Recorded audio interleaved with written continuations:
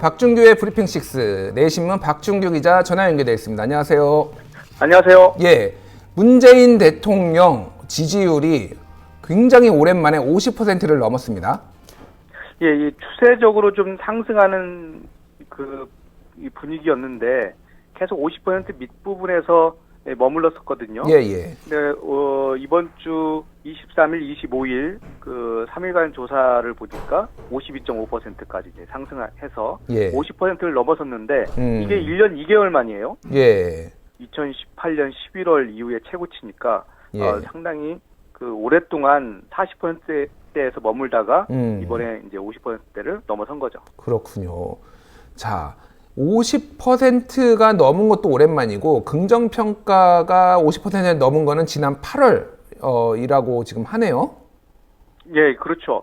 이 지난 8월이면 조국 관련된 그 여러 논란이 있었던 그 시점 아닙니까? 예, 예. 예, 그러면서 그때의 50%대가 무너지면서 뭐 여론조사마다 좀 다르게 하지만 40% 초반까지 내려왔었거든요. 예, 예. 이것이 점점 회복세를 가다가 최근 들어서 빠르게 다시 회복되는 그런 모습을 보이고 있습니다. 자, 이것은 역시 이유는 코로나19에 대한 정부의 발빠른 대응, 뭐 이런 것들이 원인으로 지금 분석이 되고 있죠? 그렇죠. 이 다른 것을 해석에 붙이기가 좀 어려운 상황이죠. 예. 이 현재 그 코로나 대응 문제가 처음에는 중국 우한뿐만 아니라 중국에 대한 차단, 입국 차단을 해야 된다 이런 여론이 높아지면서 여러 가지 논란이 있었는데 예. 상당히 시간이 지나면서 우리의 방역이라든가 이런 조치들이 상당히 선제적으로 이루어졌다. 예. 그리고 그것뿐만 아니라 그 이후에 이루어졌던 어떤 그 경제 조치들, 그러니까 추경 편성, 그 빠른 통과, 또 대규모 예산 집행뿐만 아니라 뭐 금융 지원, 특히 이 소상공인과 자영업자에 대한 이 신속 대출 문제, 이런 현실적인 문제들을 해결하는 그런 정부의 정책이 상당히 어필을 했다, 이렇게 해석이 됩니다. 그리고 정부의 방역 대책 뭐 이런저런 논란이 있었으나 결과적으로 보면은 한국이 지금 한때는 세계 3위의 확진자 국가에서 지금 세계 10위로 내려갔고요. 그리고 지금 오늘 어제 지금 뭐 각국 정상들이 한국에 전화를 해서 도와달라라고 얘기를 했고 캐나다 트레도 총리는 심지어 전화를 해서 중국인을 막지 않은 한국의 방식이 옳았다 이런 얘기까지 했는데 이런 것들이 좀 다 긍정적으로 지금 작용하고 있는 것 같아요. 예, 그렇죠. 게다가 뭐 말씀하신 대로 각 나라에서 우리나라의 그 방역 관련된 대응책들을 이제 배우려고 하고 또 우리가 뭐 감염과 관련된 것들을 이제 체크할 수 있는 키트를 이제 수출해 달라고 하고 이런 것들도 있고 오늘 저녁에는 G10이 화상회의가 있어요. 예, 예. 이 문재인 대통령이 제안을 해서 이 화상으로 그러니까 세계 20개국 대통령이 회의를 하는데 이 자리에서 문재인 대통령이 제안하는 세계의 공동 대응 방안. 예. 이것이 아마 합의가 될 거고요. 그 중에 하나는 아마도 이 기업인들 같은 경우에는 이 입국 제한을 좀 일정 부분 정부에서 보증해 준다면 풀어주라. 그렇게 해서 지금 전 세계적으로 경색돼 있는 이 경제 구조를 좀 돌파할 수 있는 것을 협력적으로 갈 필요가 있다. 이런 제안들이 아마 합의가 이루어질 것으로 보입니다. 그렇군요. 어쨌든 전 세계의 이 코로나19와 관련해서 전 세계에서 지금 문재인 대통령의 리더십을 보이고 있는 거는 사실인 것으로 뭐 확인이 되고 있고 그런 것들이 굉장히 긍정적인 영향을 미치고 있는데 자, 오늘 후보 등록이 시작이 됐습니다. 내일까지 후보 등록이 마지막으로 결정이 되는 거죠?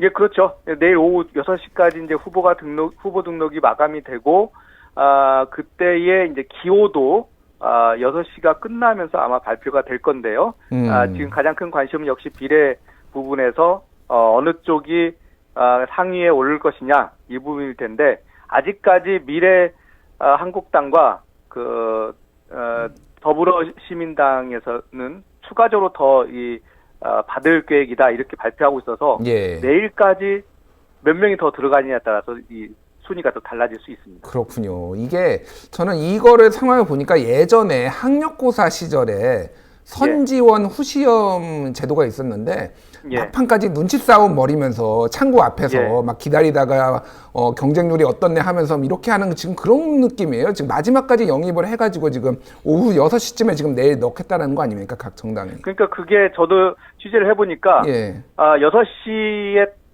땡 하고 끝나는 건 아니더라고요. 예를 들어서 우리가 접수를 곧 하겠다라고 하면 유예를 주는 거죠. 그렇군요. 그래서 6시 땡 치면 문을 딱 닫고 그 다음에 순위를 정하는 것이 아니고 내일 저녁 때쯤에 이렇게 하는 건데, 왜냐하면 예전에는 이런 상황이 한 번도 없었거든요. 그렇군요. 이런 고민을 할 필요가 없었죠. 그래서 실질적으로는 국회 사무처에서 한 오늘 저녁 정도에 미리 줍니다. 그러면 순번을 대체적으로 그 큰 변화 없이 확인할 수 있는 거죠. 그런데 이번처럼 이렇게 비례만 내는 정당이 4개나 되고 그 정당의 의석수가 달라질 수 있다는 것은 앞으로도 일어나기 좀 어려운 그런 상황인 것 같습니다. 유례 없는 일인 거고 진짜 전례 없는 일들이 일어났는데요. 더불어시민당은 어제도 말씀하셨는데 지역구가 5명이 돼야지만 전국 공통기호를 받는다라고 했는데 어제까지는 4명이었잖아요. 오늘 추가로 1명이 더 지역구 의원이 가는 것이 어떻게 확인이 되고 있나요? 지금 그 정확하게 확인은 안 되는데 일단은 그 여러 의원들이 말을 해놓은 상황이거든요.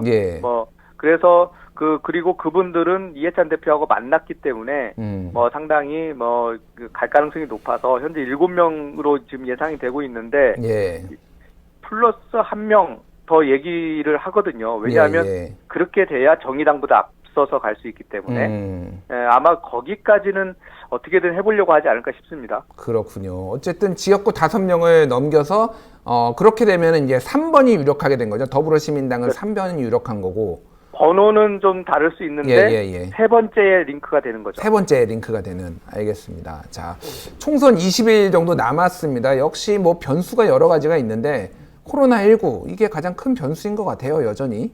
그렇죠. 이제 지금 뭐 생각해 보면 코로나19가 발생하기 전에는 사실 그 정권 심판론으로 결국은 갈 것이다 이렇게 예상하는 사람들이 많이 있었어요.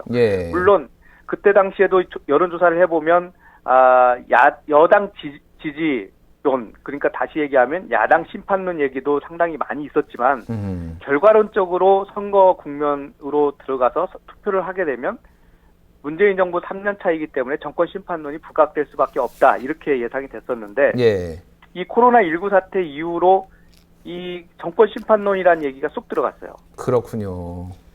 그것은 이 코로나19 같은 아주 큰 그 어려움에 닥치게 되면 정부나 청와대를 비판하기가 상당히 어렵거든요. 그렇죠. 지금 이런 상황에서 정부 정책이나 이런 부분을 발목을 잡기 시작하면 역풍을 받을 수밖에 없기 때문에 지금으로서는 야당이 지원하기도 그렇고 발목 잡기도 그렇고 상당히 애매한 그런 포지션에 있다고 봐야 됩니다. 초반에는 굉장히 중국인의 안 막아서 이렇게 됐다라고 했지만은 지금 상황에서는 그게 유효하지 않은 것이 어느 정도 드러난 상황이고, 그렇다고 야당 입장에서는 지금 갑자기 태세를 바꾸기도 조금 애매한 상황이고 좀 어려움이 지금 많이 나오네요. 지금 정당 지지도도 상당히 떨어졌어요. 지금 더불어민주당에 비해서 미래통합당은. 그렇죠. 그러니까 지금 미래통합당이 약간 애매한 상황이고, 어떻게 보면 상대적으로 여당 쪽에서 조금 유리한 국면으로 현재는 가고 있다. 이렇게 해석할 수 있고요. 특히 지금 문재인 대통령이 어제 지난번에 황교안 대표가 제안했던 채권 발행을 통한 자금 확보로 이것을 재난에 활용하자, 이런 제안을 또 긍정 검토하겠다는 좀 유연한 대응을 하면서 전반적으로 국정 운영에 대한 평가가 높아지고 있는 상황입니다. 그렇군요. 지금 더불어민주당의 가장 큰 변수는 아무래도 열린민주당 같아요. 지금 열린민주당은 사실 더불어민주당이나 더불어시민당 입장에서는 전혀 고려하지 않았던 변수거든요. 지금 연합정당에 참여하겠다고 했을 때에 민주연구원에서 내놓은 상황별 의석수 시트를 보면, 그 표를 보면 거기에는 열린민주당 자체가 언급되지 않았어요. 그렇군요. 그렇기 때문에 민주당이 몇 석을 더 가져가느냐, 또 지지율이 얼마 나오느냐, 이건 것은 전혀 고려 대상이 아니었는데 갑자기 나와서 지금 상당히 당황해야 하는 그런 상황입니다. 자, 열린민주당 뭐 조사가 들어갔는데 11% 리얼미터 조사에서 11%가 나왔습니다. 11.6%. 이 정도면은 예. 지금 두 자릿수 의석도 불가능한 건 아니에요. 그렇죠. 이 11% 정도, 12% 이것은 리얼미터뿐만 아니라 다른 여론조사에서도 일정 부분 나오는 확인되는 그런 수치인 것 같아요. 예. 그렇다면 이 정도의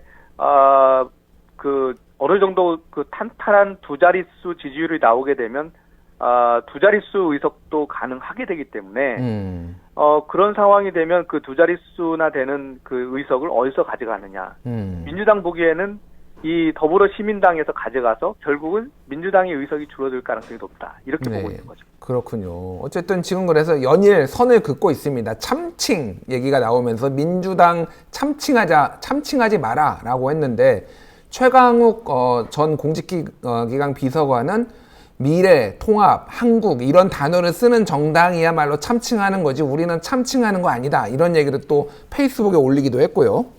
예. 그런 부분들을 오늘 같은 경우에도 보면은 이제 더불어시민당의 비례대표 의원 10명 그러니까 이제 소수정당과 이 시민사회 계열의 10명 의원이 또 이해찬 대표를 찾아왔어요. 예. 어제는 당대표들이 찾아왔고요. 오늘은 그 비례대표 후보들이 찾아왔고요. 예. 내일은 김대중 대통령과 노무현 대통령 묘역을 방문합니다. 아, 그렇군요. 이것은 우리가 적통이다. 우리가 민주당과 손을 잡은 비례정당이다라는 것을 계속해서 각인시키려고 하는 거죠. 예.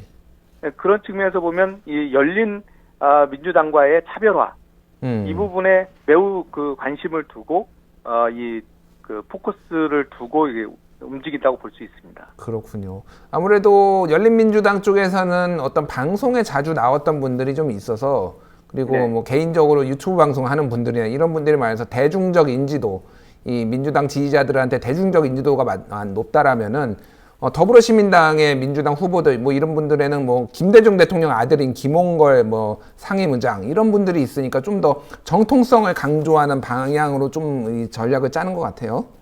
그렇죠. 이제 지금으로서는 민주당은 최대한 그런 것들을 해주고 그 더불어시민당이 그런 움직임 그리고 민주당에서는 이 지원을 뭐 구체적으로 하기가 좀 어려운 측면도 있지만 여튼 이해찬 대표는 물심양면으로 도와주겠다고 했으니 그거에 맞게 계속해서 이 더불어시민당이 적통이고 열린민주당으로 찍어서는 안 된다는 얘기를 계속해서 할 것이고 오늘도 또 대외적으로 했습니다. 알겠습니다. 자, 어떻게 이게 결론이 날지 참 궁금하네요. 이거 시너지가 날지 아니면은 어느 쪽이 굉장한 피해를 볼지 저도 궁금한데 좀 더 지켜보도록 하고요. 자, 미래통합당 얘기를 좀 해보죠. 공천이 무슨 호떡 뒤집듯이 하루 밤 사이에 뭐 몇 번씩이 지금 뒤집히고 있습니다. 민경욱 의원, 이건 놀랐습니다. 사실 어제 방송을 하면서 민경욱 의원이 공천이 취소됐다라고 해가지고 저희가 한참 논평을 했거든요. 밤 사이에 또 바뀌었어요, 그게. 그렇죠. 그 민경욱 의원은 이제 대표적인 친박 의원이거든요. 예. 그러니까 그 박근혜 대통령 청와대 시절에 이제 대변인을 했었고요. 그리고 황 대표의 또 측근으로 또 이 활동을 계속 해왔어요. 친한계 인사로 분류가 됐죠. 처음에는 그렇죠. 친한계 인사죠. 예. 그러면 그 이제 민경욱 그 의원은 처음에 그 막말 논란 때문에 이 컷오프 됐거든요. 다시 살아났고요. 예. 그것이 또 살아나서 이 경선에 이겼단 말이에요. 예. 그런데 이 방금 말씀하신 허위 사실 공표 문제로 다시 컷오프가 됐고 다시 이 취소가 됐고 그것을 황 대표가 다시 살려준 거죠. 아, 그렇군요. 자, 어제 새벽에 황 대표가 최고위원회의를 열어서 4곳에 대해서 공관위가 공천한 내용을 전격적으로 취소를 해버렸습니다. 이게 그냥 가능한 건가요? 이런 식으로 맘대로 하는 게? 지금 하고 있는 게 다 가능하지 않은데 일반적으로 보면요. 예, 예. 지금 황교안 대표가 했던 것 중에 뭐 우리가 잘 알고 있는 것은 그 미래 한국당의 공천을 비례 공천을 완전 뒤집었잖아요. 예, 예, 그렇죠. 그곳에 거의 민주통합당 인재 영입 인사가 거의 없었는데 12명이나 거기에 포함을 시켰어요. 당사권 내에. 예. 그리고 또 미래통합 지역구 공천에도 지금 상당히 많이 개입을 하고 있으면서 지금 말씀하신 대로 4개 지역에 대한 공관위가 이미 결정한 내용을 최고위원회에서 전격적으로 취소하는, 이거 말씀하신 대로 거의 호떡 공천이라는 돌 정도로 이 황 대표의 개인적인 위중이 들어간 그런 공천으로 바꾸는 그런 과정들이 1년에 있었습니다. 자, 이거는 결과적으로 보면은 뭐 어떻게 작용할지 모르겠으나 그 의중을 들여다 보면은 황교안 당이 선거 이후에도 당에 대한 어떤 장악력을 계속 유지를 해서 대선까지 가겠다 이런 걸로 지금 뭐 이해를 하면 되는 건가요? 지금 하는 행보는 무조건 대선을 향한 행보라고 봐야 돼요. 그러니까 이 총선 이후에 어떻게 움직일 것이냐, 예. 이런 것들을 다 염두에 두고 할 수밖에 없고 거기에 황 대표가 본인의 측근들 또 본인과 연관돼 있는 사람들을 대거 국회 안에 심어놔야 되는 거죠. 예. 네, 그런 것들이 좀 있는 거고요. 그리고 종로에서 쉽지 않은 싸움을 지금 해야 되기 때문에 예. 그거에 대한 보완책들도 고려를 했을 것이고 영입하는 것까지 아마 이어졌을 것으로 보입니다. 그렇군요. 알겠습니다. 이게 어떻게 결론이 날지 좀 봐야 되는 게, 김영호 공관위원장이 나름 개혁 공천을 했다 그런 이미지가 있었는데 그게 지금 싹 없어지는 효과가 있어서 상당히 안 좋게 미래통합당에 작용을 할 것 같은데 좀 지켜보도록 하죠. 자, 올드보이의 귀환, 제가 오늘 오프닝에도 얘기를 했는데 네. 지금 뭐 소수 정당들이 오늘 비례대표 공천을 확정 지었는데 다 나이 드신 분들이 상당히 당선권에 올라가 있습니다. 예. 뭐 나이가 사실 문제가 되는 건 아닐 테고요. 예. 나이가 많은 중진 같은 경우에는 그만큼의 경륜을 받고 정치 원로로서의 역할들을 할 필요도 있거든요. 예. 그런데 지금까지 보여줬던 많은 원로들이 후배 정치인들에게 그렇게 준다. 이렇게 되니까 이게 받아들이기가 좀 어려운 거예요. 손학규 의원 같은 경우는 심지어 본인이 공관위원장이에요. 지금 선대위원장인 건가요? 지금 정확하게? 선대위원장이죠. 선대위원장인데 본인이 지금 비례 입원을 받은 거는 뭐 예전에 김종인 전 대표가 뭐 그런 식으로 한 적은 있지만은 상당히 이례적인 거잖아요. 그러니까 이게 원래 손학규 전 대표가 들어갈 것이다 이런 보도가 좀 있어서 논란이 됐었는데 예. 그 논란을 의식해서 실제 공모를 안 했어요. 예, 공모를 안 한 대표한테 직접 이것을 공모를 하시라고 요청을 했다는 거였죠. 예. 그렇군요. 지금 이런 게 가능한지를 모르겠어요. 그런데 그렇게 가능했던 것은 제가 판단하기에는 공관위원장이 손학규계 인사거든요. 예. 그런 측면에서 손학규 전 대표가 이미 오래전부터 이러한 그림을 그리고 현재 손학규계인데 김정한 공동대표가 이 공관위원장과 공관위원장이 원외 공관위원 2명을 임의로 임명할 수 있는 권한을 주도록 당규를 바꾸는 것을 일방적으로 통과시켰어요. 그렇군요. 이제 그런 측면들을 고려하면 결국은 손학규계에 의해 좌우되고 있고 그 안에 손학규 대표가 2번 그리고 김정화 대표가 3번을 받는 그런 모습들로 이어진 거죠. 사실상 당을 장악했다라고 지금 이 선거 국면에서는 그렇게 보이는데 다른 계파들의 반발이 지금 만만치 않겠어요, 이걸로? 그 1번, 기호 1번을 대한신당계가 가져갔거든요. 예, 예. 그래서 이 상대적으로 좀 조율이 되긴 한 것 같은데 2번, 3번을 바른미래당이 다 가져갔다. 예, 이건 예. 좀 논란이 대상이 되고 그래서 몇 명의 그 핵심 그 인력들이 탈당하는 모습들도 지금 보이고 있습니다. 알겠습니다. 자, 우리공화당 태극기 부대를 중심으로 하는 우리공화당은 서청원 의원, 친박계 좌장으로 불렸던 서청원 의원인데 이분이 8선 의원이에요. 지금 현역 의원들 중에서는 제일 다선 의원인데 이분이 또 공천을 받았습니다.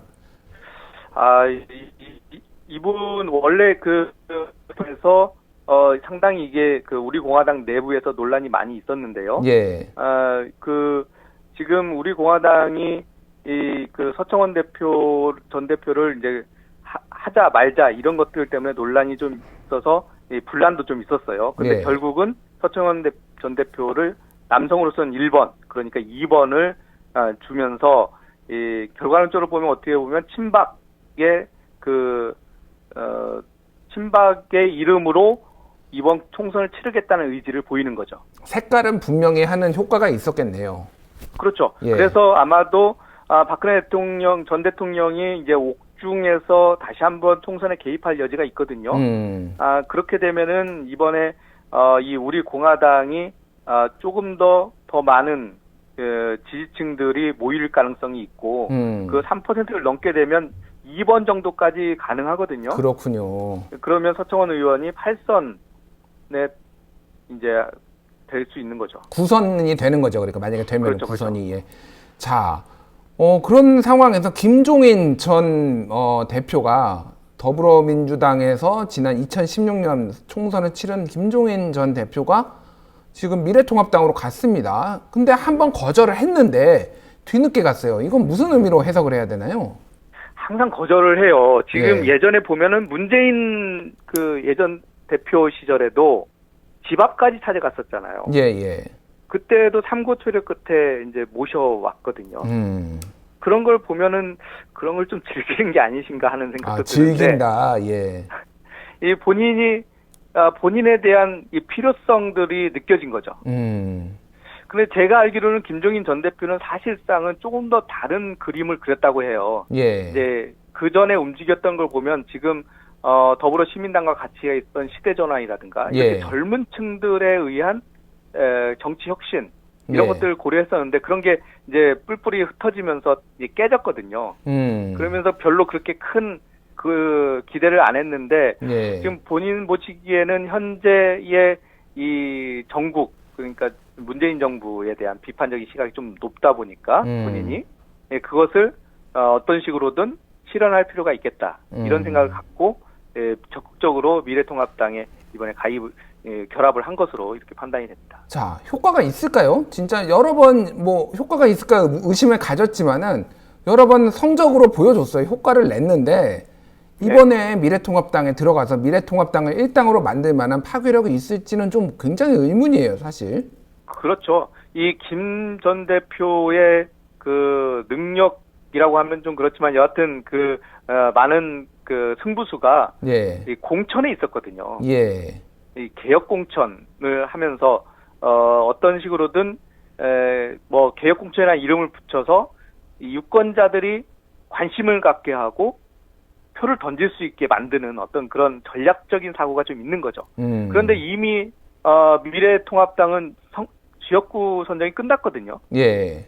그렇기 때문에 지금 앞으로 전략적으로 어떤 역할을 할지는 좀 더 봐야 될 텐데 뭔가 그동안 하지 않았던 것들을 하게 될 것으로 이제 기대는 하지만 과연 무엇이 나올 수 있을까 이런 상황에서 좀 여러 사람들이 궁금해하고 있습니다. 네, 참 기자들도 궁금하고 정치권에 있는 그렇습니다. 분들도 궁금하고 저도 궁금합니다. 도대체 무슨 수를 쓸지 저희도 한번 지켜보도록 하겠습니다. 잘 들었습니다. 지금까지 브리핑 식스 내신문 박준규 기자였습니다. 감사합니다. 감사합니다.